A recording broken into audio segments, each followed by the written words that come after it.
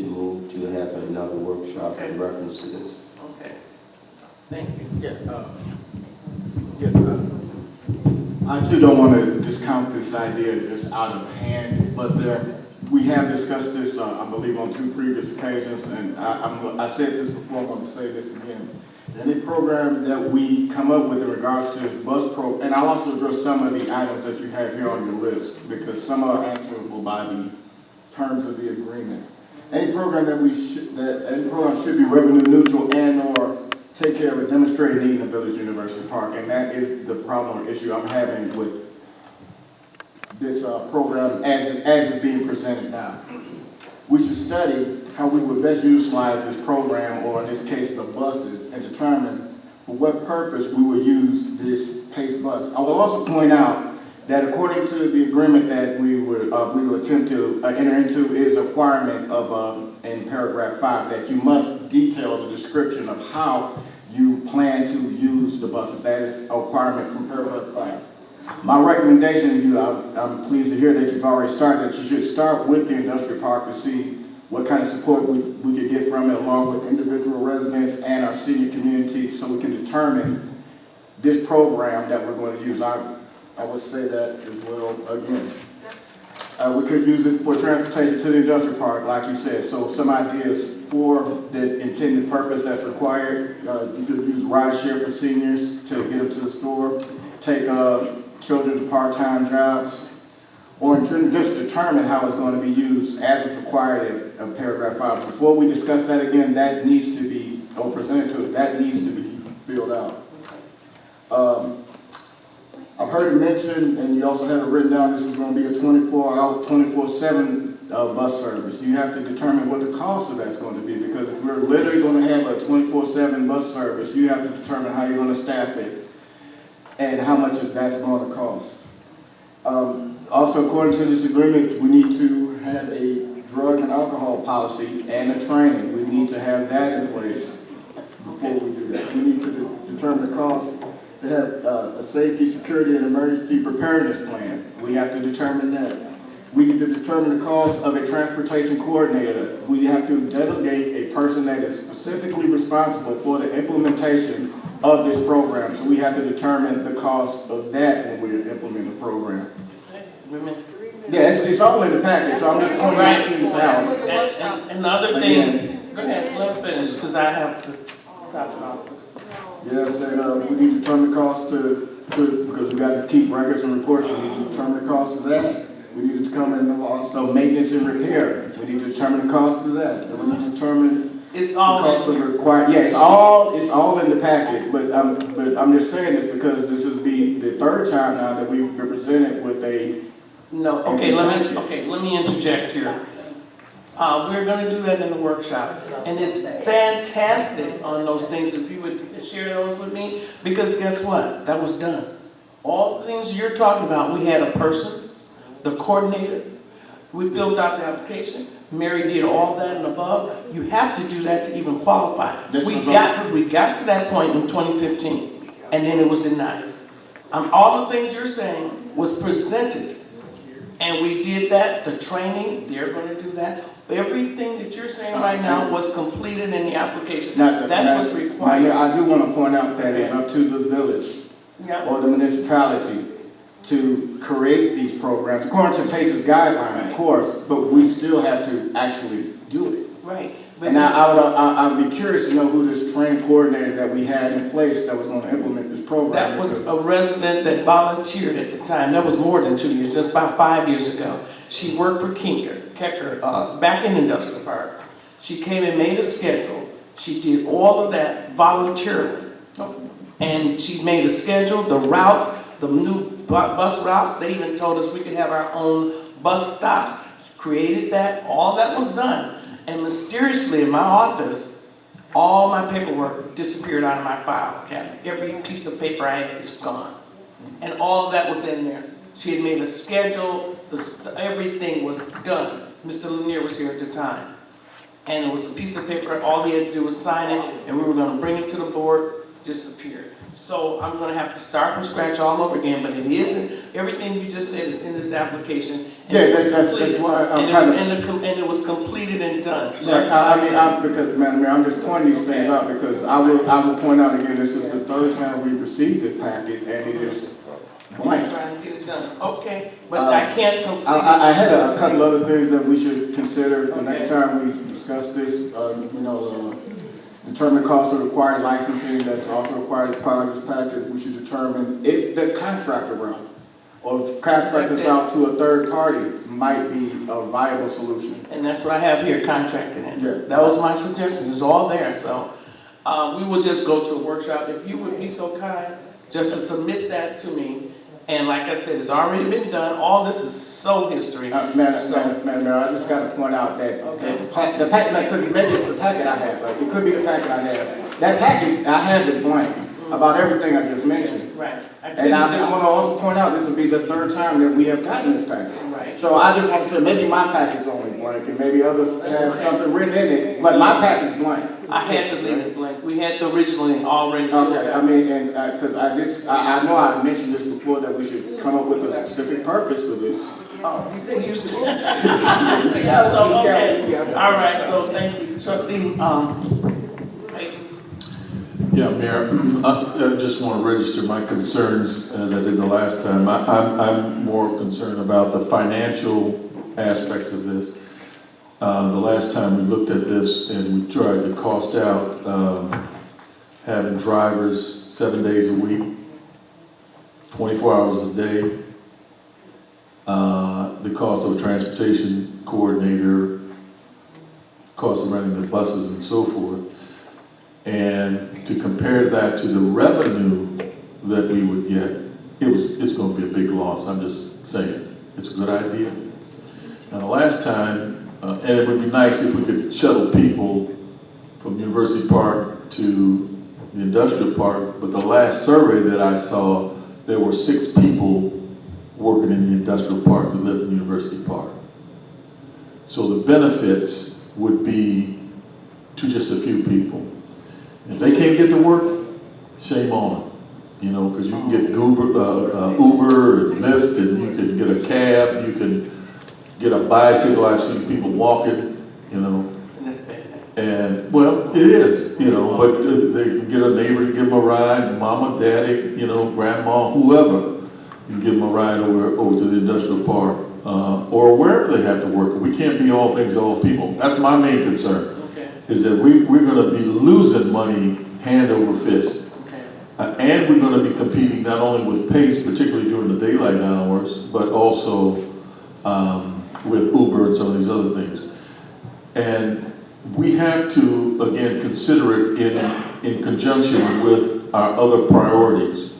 Again, I had a problem with the crime-free thing until we have the resources to be able to do that. There are a lot of things that we would like to do, but we need to have the resources, to be able to do that. So when we do have a workshop, what I think we need to have is an updated survey that outlines who the likely users of this will be and how many people, and what's going to be charged, and and have a budget, related to that. And if it makes financial sense, then we should put that, in the budget and go ahead with the project. But it's just my sense that there's just not going to be a whole lot of people that are going to be using this, particularly at the rates that we were talking about before, $3 or whatever.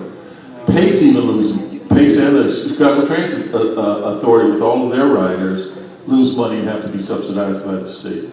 Okay. So. Thank you, I appreciate that. Maybe we can just, the seniors really need it a lot. Because a lot of them tell me that they want to try to get the doctor's appointment. Maybe we could just change it, what we're going to do. Maybe we won't have it 24 hours a day. Maybe we will have the different hours. It's just something to throw out there. But right now, it's a lot of children that do not get it. But no, I didn't say $3. We can change it down to what Pace is charging. Well, I'm saying right now, they can get a medical, because I have friends that do, I'm a senior myself, I have people that are older than me that have to go to doctors in Chicago, whatever. It's $3 for them to do that. But I go to transportation meetings every month, and I talk to Pace, and they come and make a presentation, And they talk about the riders, and it would be helpful, that's where I got the idea from, if some of the villages had their own transportation. So again, we can always customize it the way we want. We can have it maybe on ride, dial a ride, not necessarily, but according to the money, excuse me, guys, according to the money, we should have over $450,000 somewhere from this PACE revenue from those shelters. So that's a little annoying to me that that money is not, that was not earmarked when I asked for it to be earmarked, and that would have been very, very helpful, not to mention the money that we're getting now on a regular base yearly. $50,000 would have been a nice nest egg for us to have started this program, because the kids really do need, they can't call Uber. The kids need transportation, $2 or $1 to get out of here. And we did have people that were really willing to volunteer to ride, and PACE was going to do the training.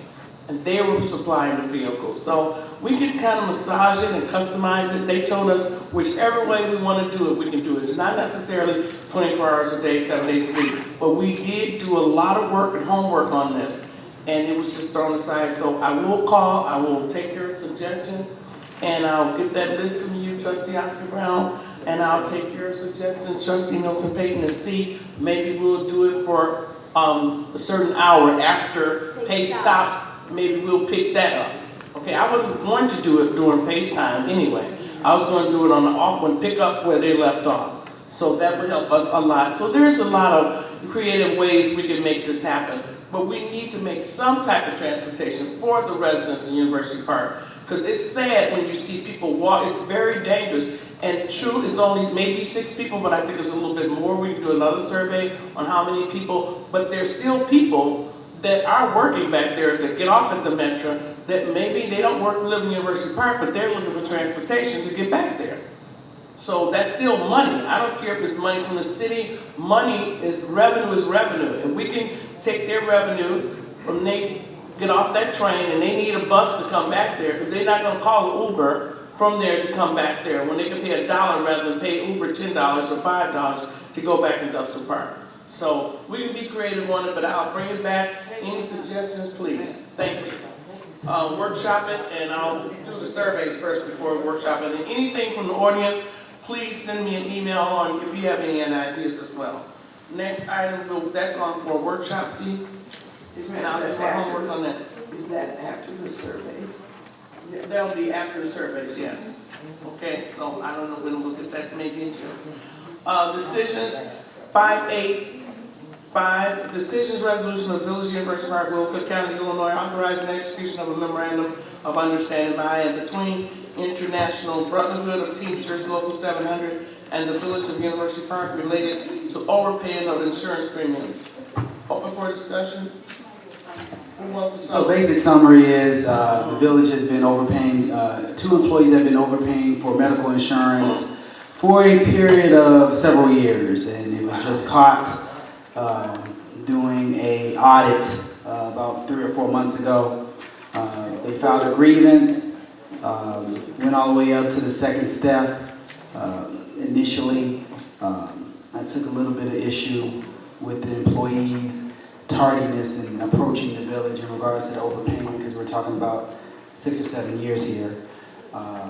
So in having conversations with the union, discussions with council, this is not something that we would win at step 3, which is arbitration. So we would spend more on arbitration trying to split the cost with the employees in regards to those monies.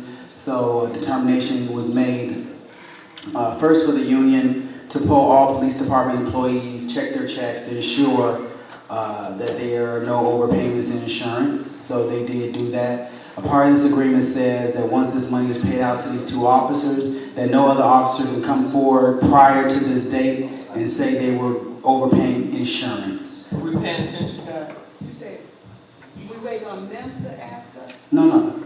Tell us they overpaid, or we double check? We've already double checked. So when this initial issue came up, I reviewed with the police department as well as the union and directed a full top to bottom review of every officer's paycheck allotments based on the union contractual agreement. It was determined that only these 2 members were affected. The union agreed, and the only way I would recommend the board to execute this is if they agree that no other officer at the point of the execution of this agreement can come back and say that they have overpaid for insurance or otherwise. Since this agreement totals over $5,000 compared to the total of both employees, it requires board approval if you add the amounts together. So this is really basically cut and dry. It didn't really require. We just giving it back. Yeah, we're just giving it back. And then we're doing over a payment plan of 12 pay periods instead of giving it in lump sum. This is something that we could just put on the board agenda for next board meeting, but I know we want to kind of stay accustomed to the committee to hold, so that's why we have it on this agenda today. Trustee Wilson? Looking at the amounts owed to them, is it possible to just give them a lump sum and be done with it? Based on our cash flow situation, No, okay. I don't want to ever guarantee an employee that they're going to get a lump sum amount. Now, possibly when we start getting our tax disbursement, I may say, fine, we'll do a lump sum amount. But at this point, I feel more comfortable extending it out just in case we have other liabilities that we have to deal with. Yeah, but if something comes up and we're able to, because this is an overpayment, none of their fault, right? We'll take care of it. Okay. Okay. Any other? I have a question. I really have a question. I know, Mayor, I knew you were going to have a question. No, more of a statement. Is it true? Because I know I won't say names, but back in the day, we had somebody paying insurance. And I repeatedly said, people should pay into this insurance in this village. I've never worked anywhere that we pay 100% insurance. You pay employees 100% of their insurance premium. This has happened many years ago. And that could be why we're in the financial status that we're in this village, because we've been paying, who does that? 100% insurance, they pay nothing. So I know I yelled years ago that people need to pay in, and I know, are they doing that now? Are they paying into their insurance?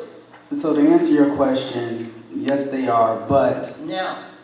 yes, they are. Okay. But based on looking at what we pay, so for Blue Cross Blue Shield, the village pays $1.1 million a year for employee health insurance for less than 100 employees, and that includes our retirees as well. That's what I'm saying. Okay. So we're paying still the people. So that the current retire employees of the village pay an employee portion. now. The village pays the majority. So back in 2015, the village was notified to start negotiating changes of insurance premium because of the Cadillac insurance hike based on Obamacare and various other issues going on. Well, we still have the same insurance plan from 2015. So that Cadillac tax took place. The village employees still pay the same amount, and now we take the brunt force of paying for the insurance premiums. So what we're doing right now, Mayor, and it's always with timing and transition. Every time we came to renewal, we either changed village managers, we didn't pay attention to the situation or what's going on with it.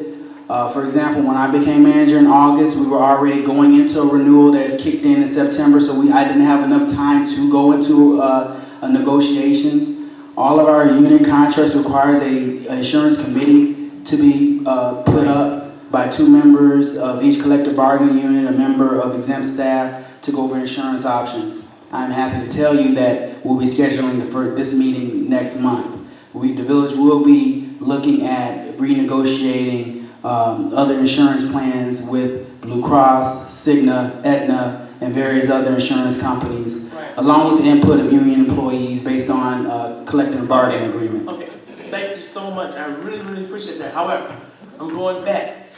The past people, the retired people, we're still paying their insurance. 100%. That's what I'm talking about. That's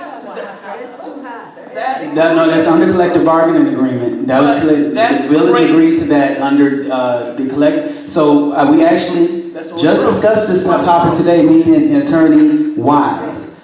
If, at the time of a person retiring, if the collective bargaining agreement had a clause in the contract that upon retirement, the village pays 100% of their insurance, we cannot go back and make retirees pay for their insurance.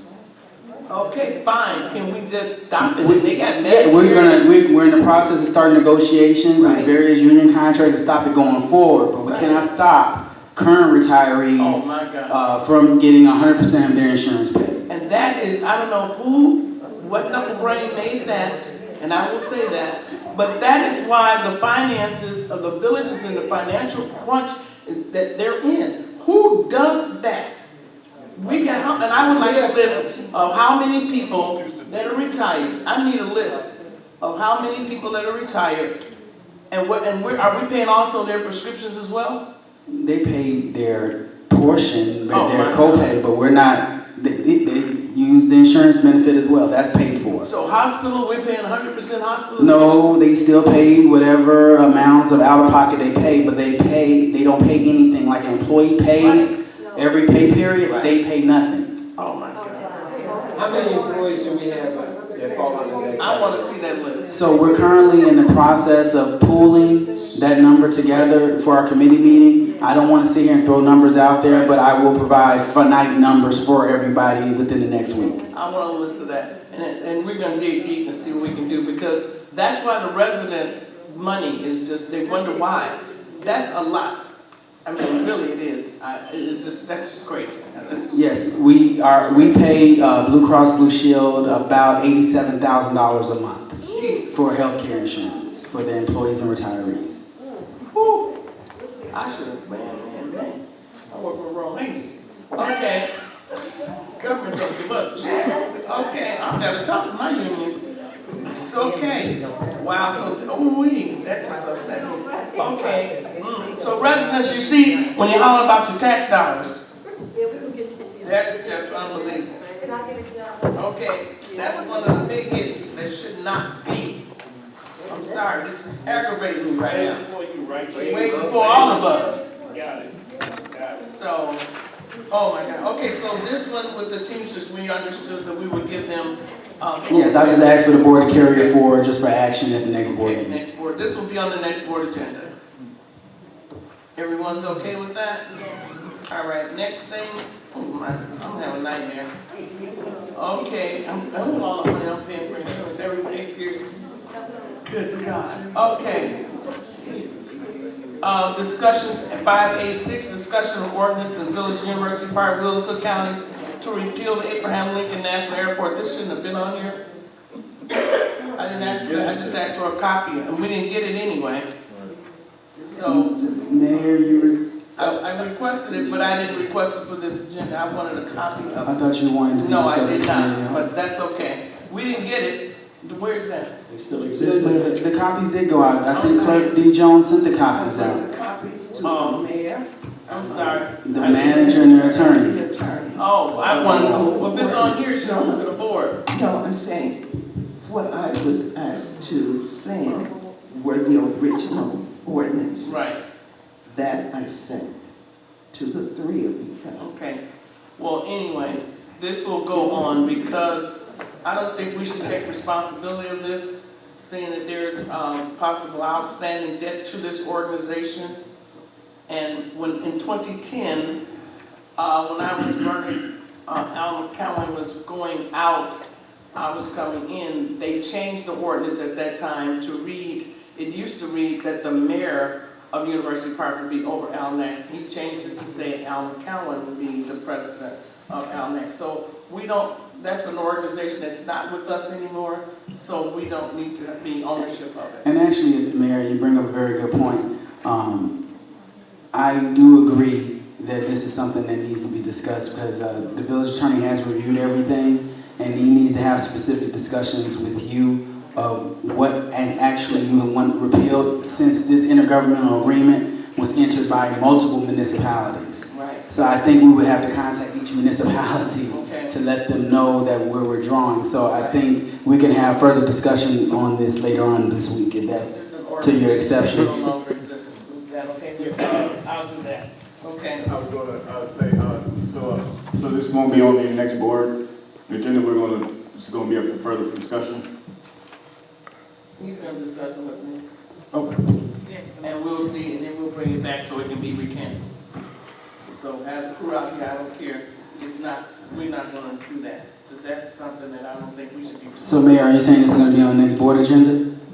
If you can discuss it with, what? I'm sorry. Well, yeah, we'll have to have discussions about what exactly we're looking to do here. Right. Okay. Okay. So is this gonna be next committee of the whole, or is it gonna be at the next regular scheduled board After meeting? I talk to him, I'll let you know. Yes, Madam Mayor. So I can't say until he advises me, since other people have to be involved, because it needs to be off our books. Madam Mayor, I need some disposition for the minutes. Well, it's, we didn't have a discussion on it. You know what I'm saying? Are we gonna just postpone it indefinitely, or? No, not indefinitely. It will be on the, next board agenda, but pending that well, I have my discussion with him. Right, committee of the whole. Next count. Okay. If things change, it might be on the next agenda, according to how he tells me. Whenever he gives suggestions. Well, that won't be all. Okay. Discussion 5A. 7, discussion RFP for organization to change village accounting and financial operations. Open for discussion. I did provide this document to each board member, Yes, sir. at your desk. Yes, sir. I did have a question. So is the plan, you want to just bring in a private organization to take over the village finances? No, we're bringing in a contractor that will be overseen by me to do our financial accounting. Our year-end closes, our end-of-month closes, our ledger entries. We're gonna do that similar to what IRH is doing, but IRH will not be doing it. We'll be doing this in a competitive manner. We'll be advertising this. We will have companies actually put in application with resumes of all their employees, their background references. This is going to be a very formal RFP process. And at the end of the day, I will sit down with the committee, which will decide how we're going to handle that. That's part of the discussion today.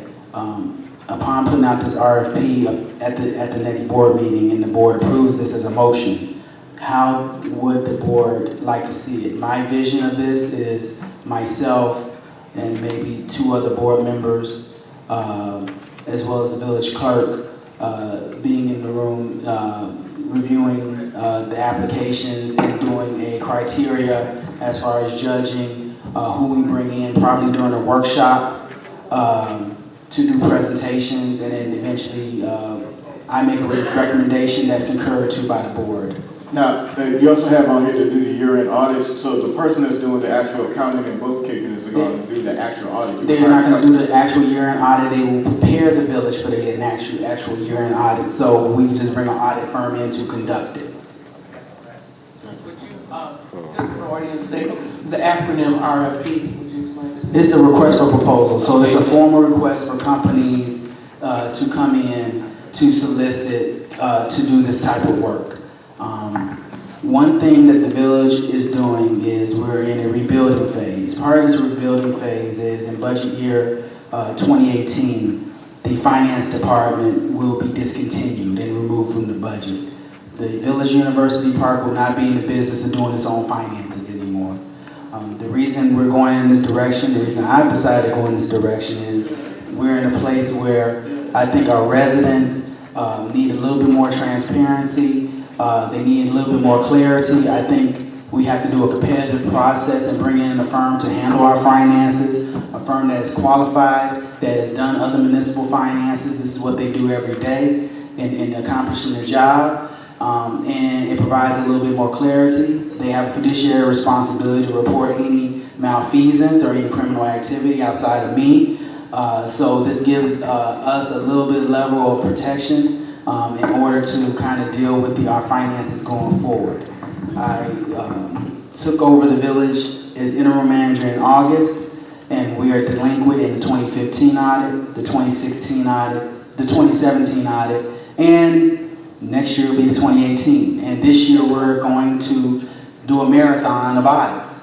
I am going to work on finalizing 2015 and getting, and IRH is working on preparing us for 2016. It is not my vision for IRH to take us to getting the 2017 audit done. It is my vision to bring in another audit firm in the spring, beginning of the summer, to work on the 2017 financials to get us ready to the 2018 audit. I've spoken informally to some other village managers that currently have independent independent accounting firms that do their finances. It's ranging from $60,000 to $100,000 a year, which is much less than what we've been paying for financial services over the last several years.